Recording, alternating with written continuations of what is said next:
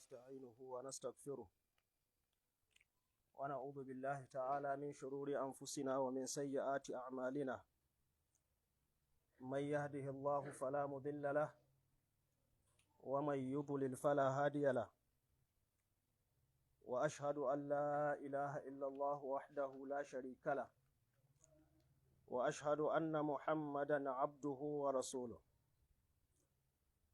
أما بعد، فإن أصدق الحديث كتاب الله، وخير الهدي هدي محمد صلى الله عليه وسلم، وشر الأمور محدثاتها، وكل محدثة بدعة، وكل بدعة ضلالة، وكل ضلالة في النار.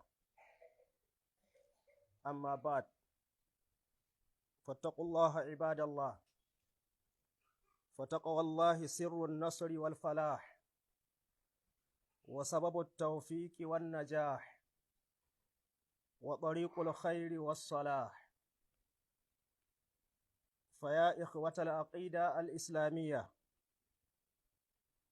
لقد بعث الله نبيه محمدا صلى الله عليه وسلم بالهدى ودين الحق،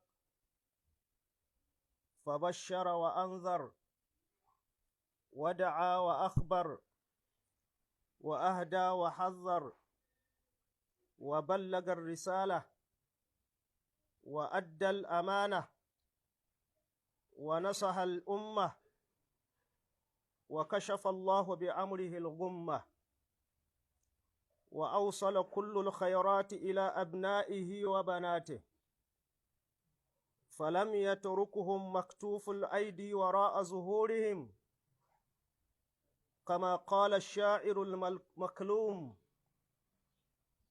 ألقاه في اليم مكتوفا وقال له: إياك إياك أن تبتل بالماء.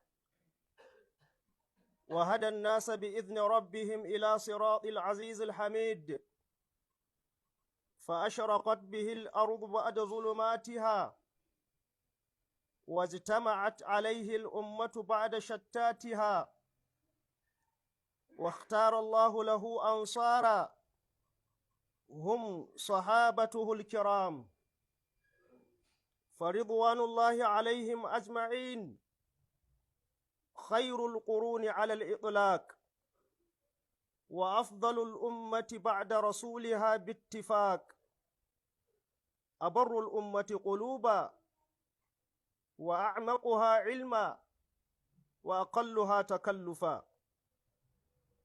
إذا علوا فهم الكرام البررة، وإذا حكموا فهم الولاة الخيرة، فكيف لا وقد اختارهم الله لصحبة نبيه وحبيبه صلى الله عليه وسلم وحمل شريعته.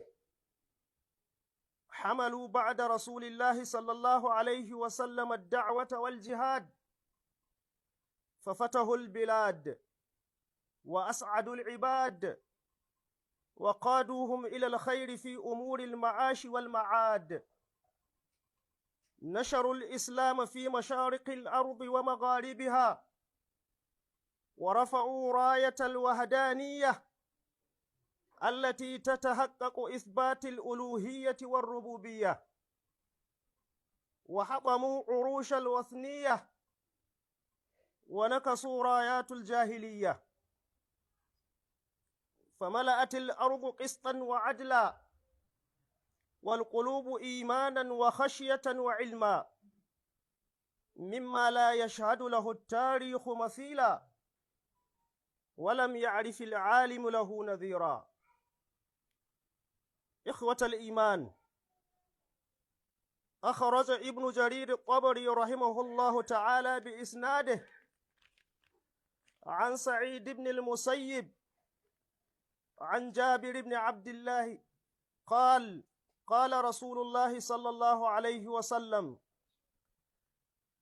إن الله جل وعلا اختار أصحابي على جميع العالمين سوى النبيين والمرسلين، واختار من أصحابي أبا بكر وعمر وعثمان وعليا رضي الله تعالى عليهم أجمعين، فجعلهم خير أصحابي، وفي أصحابي كلهم خير، واختار أمتي على سائر الأمم، واختار من أمتي 4 قرون من بعد أصحابي: القرن الأول والثاني والثالث تترى، والقرن الرابع فردا. وكذلك نقول عباد الله: فأفضل أصحابه صلى الله عليه وسلم الصديق أبو بكر، ثم الفاروق بعده عمر، ثم ذو النورين عثمان بن عفان، ثم أمير المؤمنين وإمام المتقين علي بن أبي طالب رضوان الله عليهم أجمعين.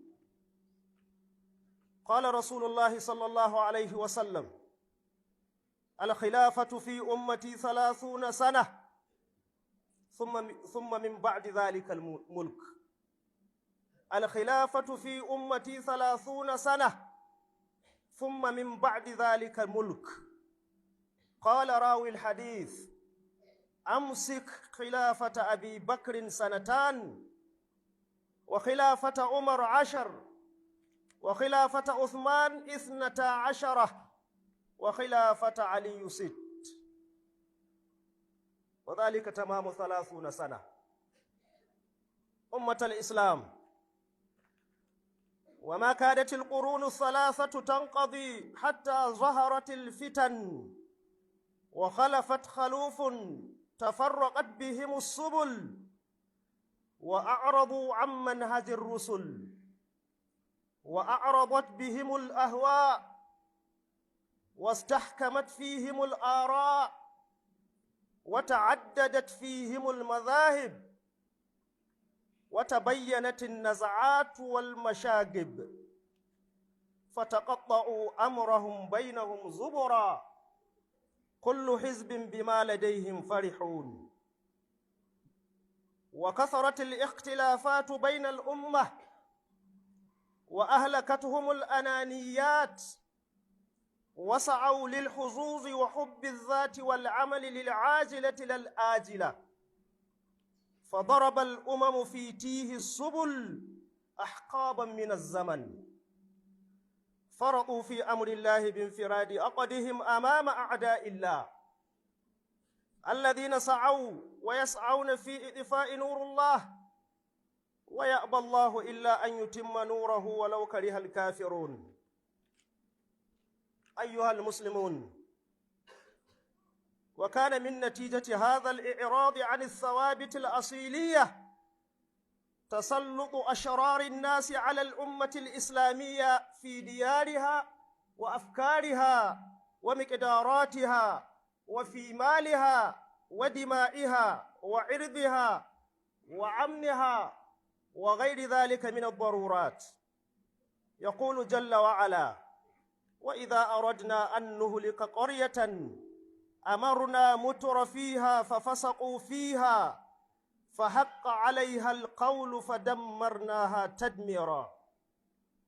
وقال تعالى: وكذلك جعلنا في كل قرية أكابر مجرميها ليمكروا فيها وما يمكرون إلا بأنفسهم وما يشعرون. وجاء في الحديث الصحيح عن النبي صلى الله عليه وسلم: صنفان من أهل النار لم أرهما بعد، قوم معهم سياط كأذناب البقر يضربون بها الناس. ويا علماء الأمة، ويا أيها المؤتمنون على ميراث النبوة، ويا من أخذ الله عليكم العهد والميثاق، لتبيننه للناس ولا تكتمونه. قوموا بمسؤولياتكم في التعليم والتوجيه، ولا تتقاعسوا عن أداء واجبكم، وانصحوا لله ولكتابه ولرسوله صلى الله عليه وسلم ولأئمة المسلمين وعامتهم.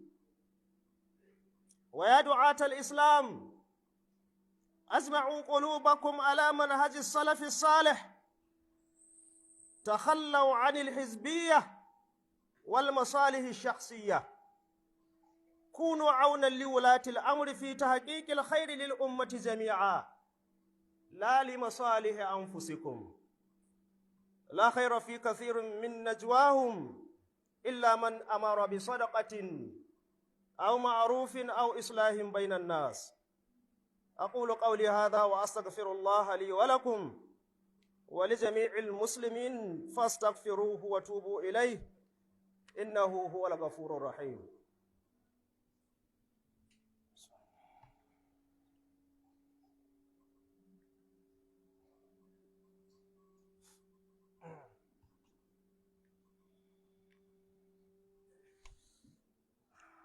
الحمد لله رب العالمين، أحمده وأشكره سبحانه على نعيمه المدرار، وأشهد أن لا إله إلا الله وحده لا شريك له، له الخلق كله وله الأمر كله، وأشهد أن محمدًا عبده ورسوله المصطفى المختار، فهو خيار من خيار، وعلى آله وصحبه الأبرار وسلم تسليما كثيرا.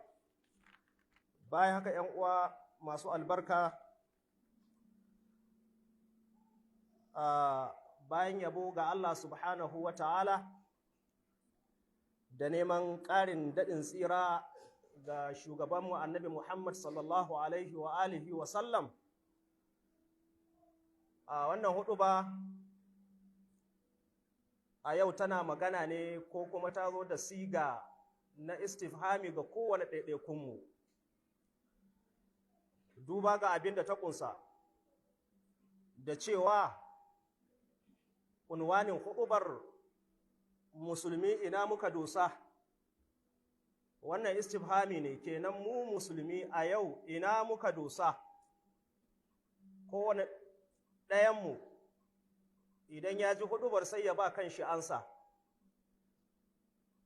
Ina muka dosa duba ga waiwaye adon tafiya ga musulman farko na wannan al'umma, su ne sahabban manzon Allah sallallahu alaihi wasallama, ta yadda irin yadda suka bayar da rayuwarsu tun a lokacin da suke tare da manzon Allah da kuma bayan wafatinsa wajen yaɗa addinin musulunci da kuma aƙida ta musulunci. To sai mu auna mu gani in baccinsu da ba mu samu addinin a haka ba, kenan mu a yanzu to ina ne madosa, ina ne mafuskanta.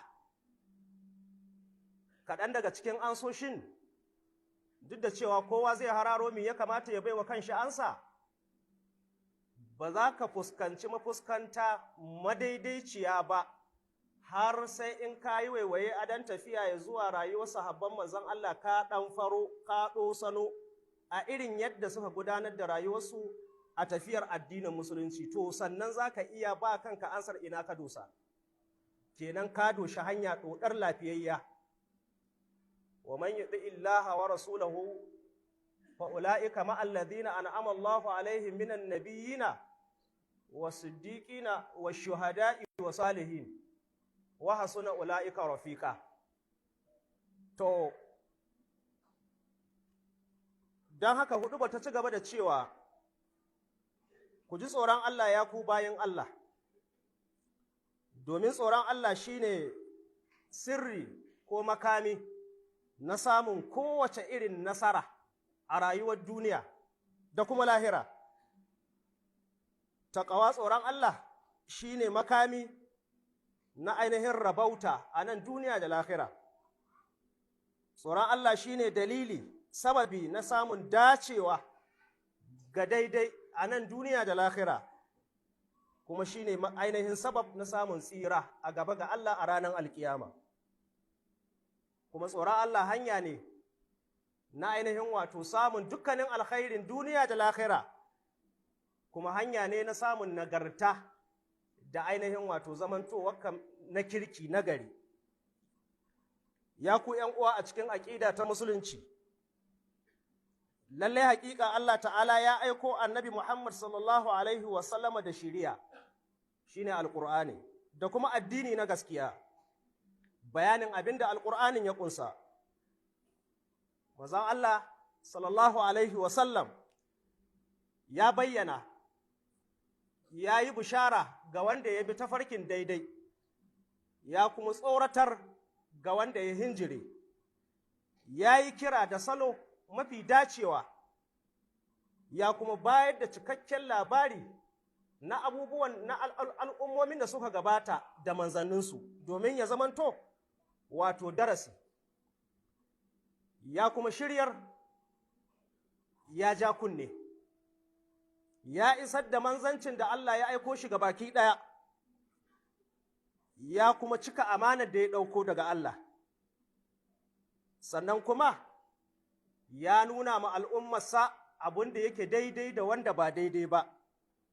Allah ta'ala ta hanyar annabi sallallahu Alaihi wasallam ya yaye duk wani abu mai dundumi da ka hana bawa ya hango gaskiya, dundumi na zuciya da kuma na ido. Annabi sallallahu Alaihi wasallam ya sadar da dukkanin alkhairai ga al'ummarsa, mazansu da matansu, bai bassu haka nan tamke ɗauri kamar waɗanda aka yi wa ɗaurin gora ba, kamar yadda wani ma'iyin magana yake cewa alƙahu fil yammi maktufan wa qalala, wai abin mamaki wani ya ɗauki wani ya jefa a cikin ruwa, a cikin teku, a cikin kogi, kafin ya jefa shin sai da ya mai da hannuwan wannan a baya, ya ɗaure su katakam, sannan ya jefa shi a cikin teku, wai kuma sai ya ce da shi iyaka an tabtala bil ma'i, ahir ɗinka ka shaidinka kada kai facal da hannuwa a cikin ruwa. Kun ga yare na mai hankali da wayau kenan. Annabi sallallahu Alaihi wasallam bai bar wannan al'umma a haka ba, komai ya warware mata dalla-dalla.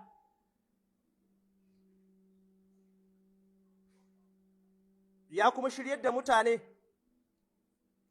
da izinin Ubangijinsu, da yardar Ubangijinsu ya zuwa tafarki na Allah wanda yake mabuwayi abin gode mawa. Ƙasa ta yi ƙyalli tana sheƙi ta yi haske bayan da tana cikin duhu a sakamakon aiko annabi Muhammad sallallahu Alaihi wasallam. Sannan al'umma kanta ya haɗu bayan da tana rarrabe babu haɗin kai. A dalilin aiko manzon Allah, to wannan al'umma ta samu haɗuwar kai. Babu abin da zai haɗa kai face bin doka wadda Allah ya saukar. Sannan Allah ta'ala ya zaɓa ma annabi Muhammad sallallahu Alaihi wasallama mataimaka, don ku fahimci cewa addini mutum ɗaya ba zai iya yinsa ba ya yaɗa shi, a dole sai akwai mataimaka. To Allah ta'ala ya zaɓa mashi mataimaka da kai ne, ba shi manzon Allah ya zaɓi mataimakan ba, a'a, yadda Allah ya zaɓe shi a matsayin manzo, haka nan ya zaɓa mai kuma mataimaka wajen iyar da manzancin. Su ne sahabbansa masu karamci. Yarda Allah ta ƙara tabbata a gare su baki ɗaya. Mafi alkhairin lokaci, mafi alkhairin ƙarni da al'umma ta rayu a cikinsa, alal idlaqi ta kowace fuska, to shi ne ƙarnin da sahabbai suka rayu tare da manzon Allah. Mafificiyar al'umma ga baki ɗaya bayan wucewar manzanta, bittifaq a haɗuwar malaman sunna, su ne sahabban manzon Allah sallallahu Alaihi wasallam. Ku gane riba biyu, daraja biyu, falala biyu, ɗoriya biyu, a zamanin da suke raye tare da manzon Allah, wannan ƙarnin shi ne mafi falala, mafi daraja. Bayan wucewar manzon Allah kuma, su ɗin dai ne sahabban, kuma a ittifaƙin malamai kuma su ne mafi daraja. Babu wasunsu sai bayan gushewarsu kenan, sannan tabi'ai suka maye gurbinsu. Sahabban manzon Allah su ne waɗanda suka fi kowa tsarkin zuciya a cikin wannan al'umma, da ainihin lafiyar zuciya, babu wata matsala a cikin zukatansu, babu cuta a cikin zuciyarsu. Sahabban manzon Allah sun fi kowa zurfin ilimi a wannan al'umma. To ai a lokacin ne wahayi ke sauka a gabansu, kuma sun fi kowa ƙarancin ƙaƙale wajen fitar da ahkamu shar'iyya, saboda ai abin lokacin da yake sauka ba buƙatar a ce a tsaya a yi istinbadi ko a yi istihadi ko a yi kaza a yi kaza. In ma sun bugi gaba sun ce su ne mafiya darajar wannan al'umma, to ai sun cancanci su yi hakan. In sun yi hukunci kuma suka tsaya akan ba wanda ya isa ya tada hukuncin a bayansu, to ai sun isa saboda su ne zaɓaɓɓun wato shugabanni alƙalai bayan manzon Allah. To ta ƙaƙama za a ce hakan ba zai tabbata ba a gare su, tun da gashi Allah ta'ala da kansa ne ya zaɓe su don su cakuɗi manzon Allah a rayuwarsa wajen karɓar ilimi da kuma riƙo da shari'ar da Allah ta'ala ya aiko manzansa da ita. Ashe ta ƙaƙama ba za su iya bugun gaba akan haka ba. Don haka kai yanzu musulmi a wannan lokacin, a wannan rayuwai, ba za ka iya gane madosa ba, mafuskanta ba, wallahi sai ka yi waiwaye adon tafiya ka ɗosano ka ɗan faro daga sahabban manzon Allah sallallahu alaihi wasallam. In ka ɗosano daga gare su, kai tsaye ka ɗosano ne daga wa manzon Allah sallallahu alaihi wa alihi wasallama. Bayan wucewarsa sun ɗauki wato nauyin yaɗa da'awa da jihadi, sun ci garuruwan mushrikai da yaƙi da yawa, sun sa bayan Allah cikin farin ciki talakawa da ba su da ainihin gatanci a sakamakon yaɗa addini, sannan sun jagoranci wa'annan talakawa marasa gatanci zuwa ga alkhairi na duniya da na lahira. Sun yaɗa musulunci a ainihin mahuda rana da ainihin mafaɗarta, gabaci da yammacin duniya babu inda ba su yaɗa addinin musulunci ba bayan wucewar manzon Allah. Sun ɗaga tutar wahadaniya, tuta wadda ke nuna la ilaha illallah Muhammadun Rasulullah, sun ɗaga ta a lokacin da babu wani ɗai da ya isa ya zo ya ce ku sauke ko ma shi ya sauke. Babu, don musuluncin ya yi ƙarfi kuma ta dalilinsu. Sannan sun ainihin tankware, sun kuyar da tuta ta jahiliya ta mushrikanci. Da hakan adalci ya cika a bayan duniya. Da hakan imani da tsoron Allah da cikakken ilimi ya mamaye zukata. Imani da tsoron Allah da ilimin da a tarihi makamancinsa ba a taɓa samu ba. A rayuwar sahabban manzon Allah ne hakan ta faru. Ba a taɓa samun wani malami tsirin gatansa da ya fito ko a rubutu ko a ainihin fatawa ba, da ya bayanin an samu makamancin irin wannan bayan sahabbai ko gabanin sahabbai. Ya ku uwa a imani, Ibn Jarir Tabari ya fitar da hadisi da isnadinsa daga Sa'id ibn al-Musayyib, daga Jabir ɗan Abdullah. Jabir ɗan Abdullahi ya ce manzon Allah sallallahu alaihi wasallam ya ce lalle Allah ta'ala ya zaɓi sahabbaina akan dukkanin al'alamina, dukkanin talikan duniya baki ɗaya. Allah ya zaɓi sahabban manzon Allah ya ɗaga su da falala da daraja akan dukkanin talikan duniya in ka cire annabawa da manzanni, siwan nabiyyina wal mursalina. In ka cire annabawa da manzanni, to babu mafi daraja kamar sahabban manzon Allah sallallahu alaihi wa alihi wa sallama. Sannan daga cikin sahabban nau da ke da wannan matsayi ya zaɓi wasu guda huɗu, su ne Abubakarin da Umar da Uthman da Ali radiyallahu ta'ala anhu. Ya sanya su babu kamar su a cikin sahabbaina a daraja. Duk da cewa a cikin sahabbaina in ji manzon Allah kowanne yana tare da alkhairi. Babu gacin alkhairi a ce yau ka karkara rayuwarka a duniya ka tsunduma aljanna, shine gacin alkhairi dukkaninsa. Dukkan alkhairi to yana karkarewa ne a ce ka samu sakamakon gidan aljanna. To akalla wajen sahabbai 400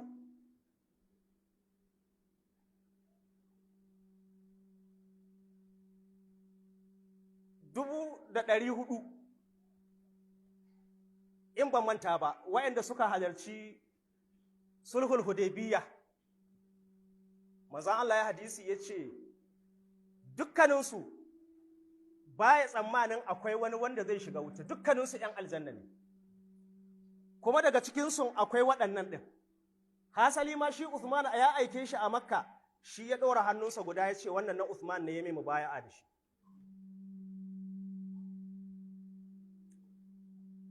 Ya kuma zaɓa daga al'ummata ya fifita ainihin wato ya fifita su akan sauran al'ummomi, bayan sahabbai kuma wannan al'umma muminanta sun ɗaramma sauran al'ummomi. Sannan ya zaɓa daga al'ummata ƙarni guda 4 bayan sahabbai na, ƙarni na farko da na biyu da na 3 jere, ƙarni na 4 kuma yana ware shi kaɗai. Don haka mu kanmu abin da za mu faɗa ahlus sunna, mafifita daga cikin sahabban manzon Allah su ne as-siddiqu abubakarin, na biyunsu al-faruqu umar bin al-khattab, na ukunsu shine zunnuraini Uthman ibn Affan, sannan na hudunsu amirul mu'minin wa imamul muttaqin shine Ali ibn Abi Talib ridwanullahi ta'ala alaihim ajma'ina. Annabi sallallahu alaihi wa alihi wa sallam yake cewa khilafa in an ce khilafa bayan wucewar manzon Allah wayanda za su hau kujerarsa wajen isar da abunda ya iso da shi na saƙo, amma a matsayinsu na khalifofi. Khilafa a cikin al'ummata shekara 30 ne, cikin shekara 30 aka yi khalifanci, amma bayan cikar shekara 30 to sunan shi mulki. Duk wani wanda zai hau to ainihin sarki ne kawai, ba amirul mu'min, sarki ne ba khilafa yake ba, a mulki yake yi. Abubakar as-Siddiq ya yi shekara 2, Umar bin Khattab ya shekara 10, Uthman ibn Affan ya shekara 12, in ka haɗa nawa kenan 24. Ali bin Abi Talib ya shekara 6, in ka haɗa nawa 30. Wannan al-khilafatu fi ummati kenan. To bayan wannan sunan shi mulki. Abin nufi a cikin mulki akan iya samun ta'addanci, amma a khalifanci ko kaɗan ba ta'addanci, ba ƙetare iyaka. Ya ku ‘yan uwa musulmi, ƙarnonin can guda 3 mafiya daraja zaɓaɓɓu tsarkakakku suna wucewa, suna ƙarƙarewa, aiko sai fitintunu suka dinga nasuwa, suna fitowa, suna bayyana a cikin musulunci. Sai ya zamana turba, fidira, lahiyayya wadda manzon Allah ya rayu a kai, ya ɗora sahabbai a kai, suka wuce suka aza tabi'ai a kai, suka wuce suka aza tabi'ina a kai. Bayan wucewar wa'annan, wannan turban lahiyayya sai ta dinga tahiyar maciji. Shi kenan ana tahiya da gobe sai aka ringa shiga race. Masu mayewa daga bayan wa'annan ƙarnonin 3 suka zo suka maye, suka bi hanyoyi daban-daban, wannan ya bi wannan cagin, wannan ya bi wannan cagin, wannan ya bi wannan cagin, kuma da sunan addini. Suka bijire ma manhajin rusul, tsari da tafarki wanda manzanni suka zo da shi. Son zuciya ya zo ya masu katutu, suka ringa hukunci da san rai, mazhabobi suka yawaita a cikinsu. Da wannan sai soke-soke da zage-zage da kare imami a tahiyar addini a mazhaba sai ya bayyana.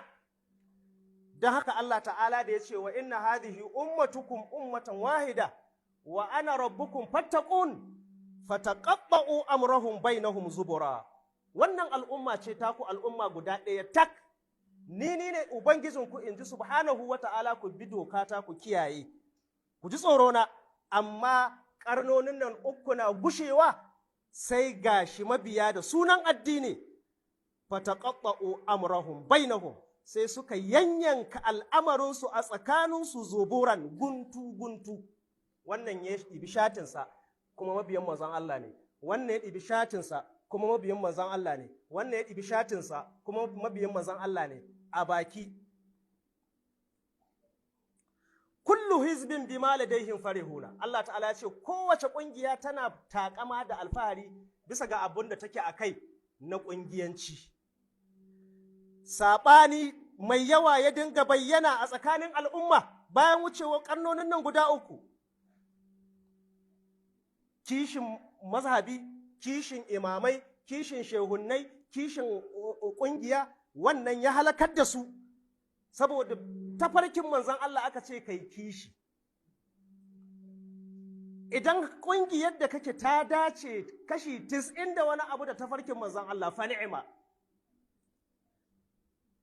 Suka dinga aiki ba ainihin ga sunna ba, a'a lil huzuzi, ga samun abubuwan biyan bukatu na rayuwar duniya da sunan addini, da kuma san wane kawai ban san wane, shine hubbu zat, wal amali lil ajila lil ajila, da kuma aiki dungurungum dan duniya, lahira kau ai ba tabbas da ce wasu.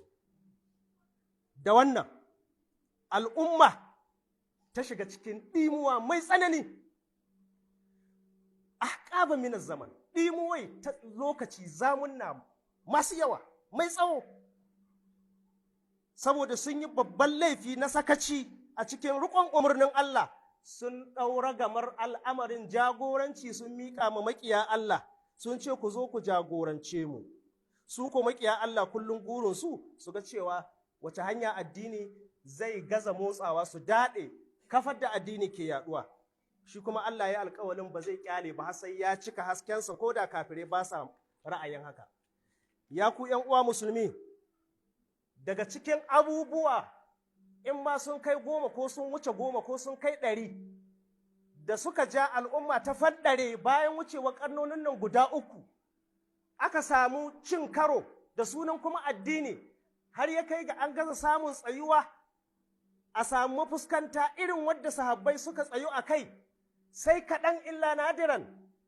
To mafi girma wanda ya sabbaba abin da ya sabbaba haka, mafi girma ƙololuwa da ya hana tabbatar hakan, shine tasalluhu ashararin nasi alal ummatil islamiyya, shugabantar da ainihin wato ashararin nas, kidadawa, saunoni, jahilai, kidahumai, masu kare wato martabar kansu da mulkinsu da iyayen gidansu, ba ainihin musuluncin suke karewa da talakawan ba, ya kasance su ne aka ɗora suna shugabantar al'umma, ba waɗanda suka cancanta ba, kamar yadda manzon Allah ya ce idza wusnida al'amru ila ghairi ahlihi fantazir sa'a. To da zaran an ce waɗanda suke shugabantar al'umma ashrarun nasu ne, tabbas wallahi tallahi al'umma ta riga ta gama kiɗimewa, zaman lahiya ya riga ya yi, sun yi hannu riga, sai dai abin da ba a rasa ba. An ɗauko amanar al'umma an damƙa ma ashrarun nasu game da ainihin gidajensu da tunaninsu da hankalinsu da mutuncinsu da dukiyarsu da jinainansu da darajarsu da amincinsu da wani wannan na daga cikin abdarurat wanda haƙƙin shugabanni ne su kiyaye. Kidnapping, kashe-kashe, wane ne, shin wai kai mai kallo na kana tunanin abin da ake yi shugabannin ba su san ana yi ba, koko ba su san yadda ake yi ba, koko ba su da ɗaukar matakin daƙila abun? Ka ba kanka ansa. A zamanin sahabban manzon Allah su ne shugabannin farko na wannan al'umma abun koyi.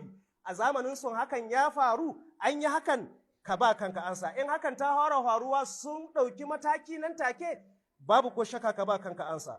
To don ku sani, Allah ta'ala yake cewa idan Allah ya yi nufin halakar da wata alƙarya, wata jama'a, wata al'umma a unguwa, a gari, a ƙasa, to sai ya ba shugabannin masu faɗa aji, masu ainihin madahon iko dama su dinga ta'addanci yadda suke so, saboda ba mai iya ce masu tak, ba mai iya ɗaga musu hannu, ba mai iya ce musu ba ku kyauta ba. In ma ka yi wannan, to za ka gane makomarka. Da wannan sai ya kasance alƙawalin Allah ya tabbata akan wannan alƙarya, sai ya darkake ta, darkakewa ta hanyar da Allah ya so, darkakewa ta a mutu duka, ko ta a shiga halin kunci, ko ta a shiga halin rashin ƙaunar juna, ko ta a shiga halin rashin taimakon juna, ko ta a shiga halin gashidan ta kowace fuska. Haka nan Allah ta'ala ya ce, kamar haka ne dai muke sanya ma kowace alƙarya muke sa mata akabira shugabanninta mujrimiha su ne 'yan ta'addanta liyamkuru fiha dan su kulla makirci ga talakawansu da kasai amma wa ma yamkuruna illa bi anfusihim ba kowa suke ma kullin makirci ba sai kansu da kansu wa ma yash'uruna ba su san haka ba da sun san haka da ba su da suka fara ba ya zo a hadisi ingantacce manzon Allah ya ce wasu simfin mutane biyu min ahlin nari 'yan wuta ne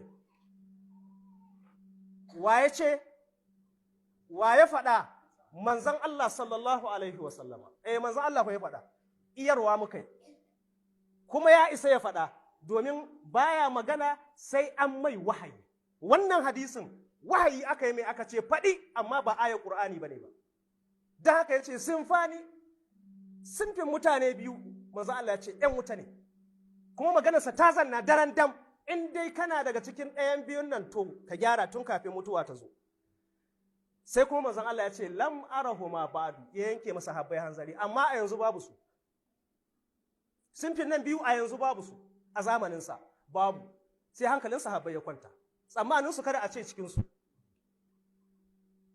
sai manzon Allah ya ce na farko qaumun ma'ahum siyaqun ka aznabil baqari yadribuna biha nas wasu mutane da suna da bulalai a hannayensu tsawonsu da gwabinsu da kabrinsu kamar bindunan shanu kuma suna dukan mutane da su a zahirin hadisin sai ka ce dogarawa na sarakuna ko ba haka ba dogarawa ai su ne ko da shiga bulalai da an zo a hada pap pap da sauransu kuma bulale in ka ganta wata bulale malam in aka buga baka tana zaka iya tashi